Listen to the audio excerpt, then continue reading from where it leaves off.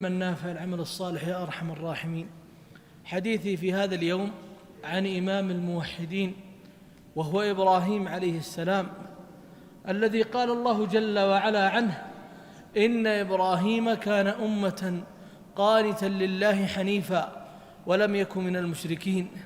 ومعنى أمة أي أنه يعدل الجماعة من الناس، أي أن إبراهيم عليه السلام يعدل الجماعة من الناس، وهذا تزكية من الله تعالى له، حيث أنه ذكر عنه هذا الوصف العظيم. ولا ينال هذا الوصف العظيم إلا من كان معظما لله تعالى، وأعظم شيء يعظم الله تعالى به التوحيد. ولذلك تجد إبراهيم عليه السلام لو أتينا نتحدث عنه في حياته كلها، ننظر إلى إبراهيم عليه السلام في نشأته.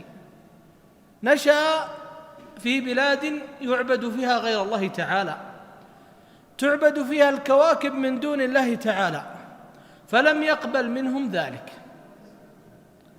ثم إن إبراهيم دعاهم إلى التوحيد، فلما رأى إعراضهم عن التوحيد اتخذ حيلة مشروعة عليه السلام. فلما خرجوا من البلدة جاء إبراهيم عليه السلام إلى أصنامهم تلك التي يعبدونها من دون الله تعالى، فحطمها، ولم يبق فيها إلا صنما واحدا وهو أكبرها. فجاءوا إليه وقالوا له: أأنت فعلت هذا بآلهتنا يا إبراهيم؟ فقال إبراهيم عليه السلام: بل فعله كبيرهم هذا فاسألوهم إن كانوا ينطقون.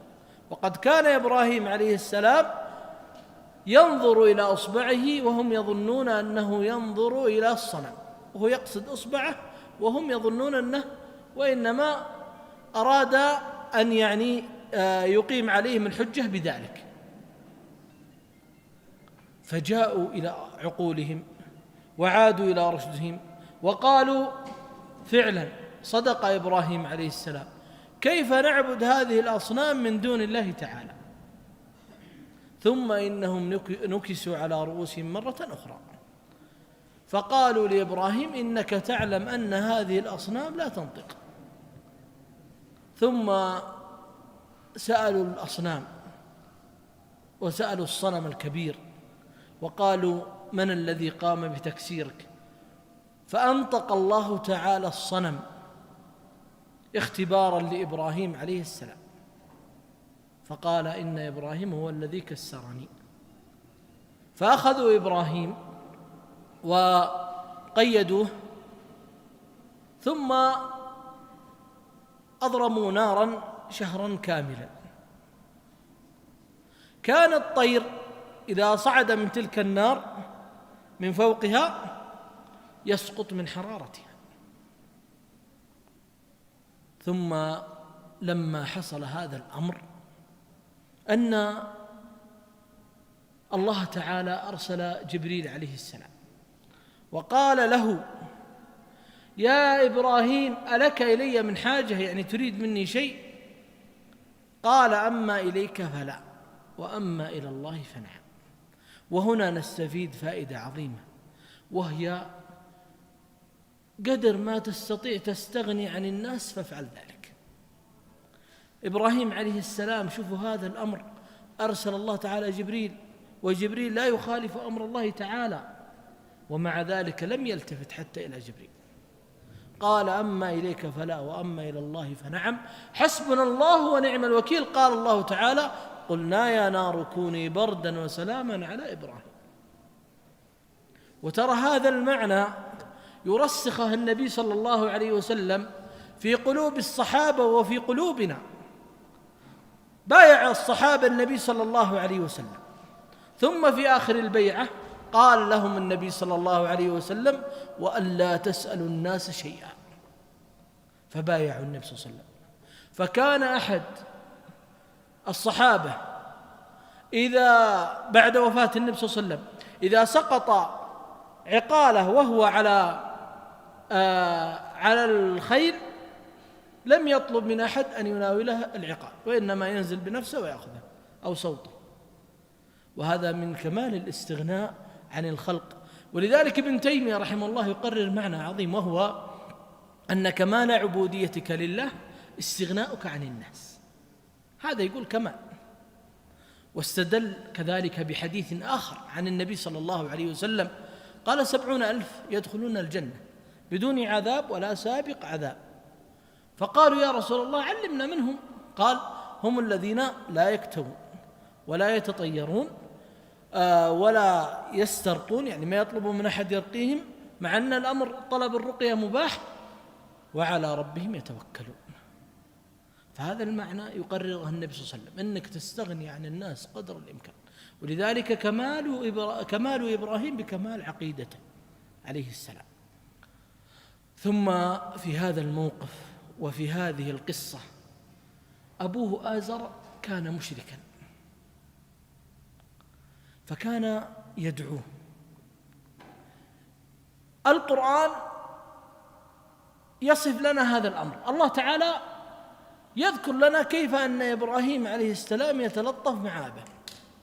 اسمع: يا أبت لم تعبد ما لا يسمع ولا يبصر ولا يغني عنك من الله شيئا، يا أبت إني قد جاءني من العلم ما لم يأتك فاتبعني أهدك صراطا سويا، يا أبت لا تعبد الشيطان إن الشيطان كان للرحمن عصيا.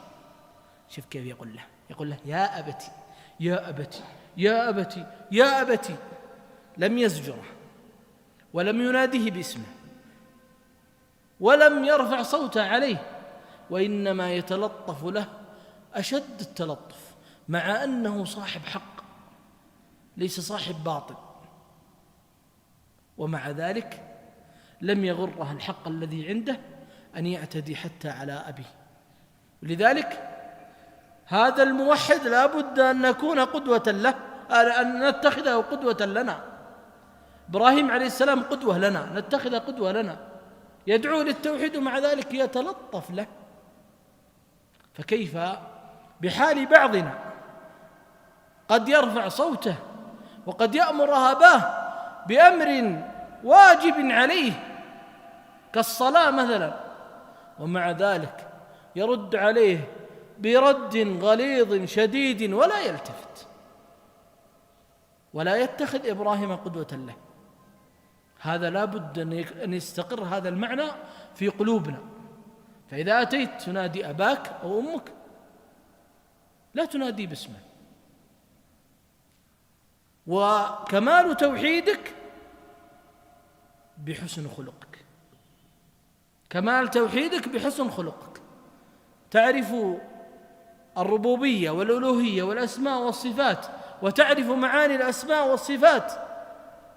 كمال توحيدك بكمال أخلاقك، فإذا نقص من أخلاقك شيء ينقص ذلك حتى من توحيدك، فإن الناس تتفاوت في التوحيد، ليسوا على درجة واحدة.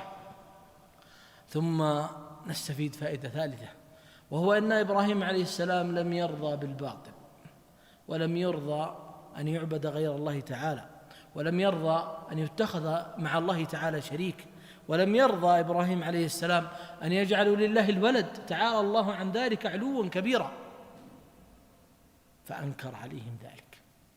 إبراهيم عليه السلام يعلم أن التوحيد حق الله تعالى، فلا يتساهل مع أحد في ذلك أبدا، حتى وهو أباه يدعو للتوحيد، يقول له تعال للتوحيد واترك عبادة غير الله تعالى. ثم الفائدة الرابعة، وهو أن صاحب التوحيد يربي زوجته وأولاده على التوحيد. ولذلك لما أخذ النمرود زوجة إبراهيم عليه السلام ويريد أن يزني بها فدعت عليه، شف قلبها معلق بالتوحيد، لأن إبراهيم عليه السلام رباها على التوحيد، فشل. فقال لها ادعو الله لي وأتركك، فدعت الله له فلما عادت له قوته أراد أن يزني بها مرة أخرى، فدعت الله عليه فقال ادعو الله لي وأتركك.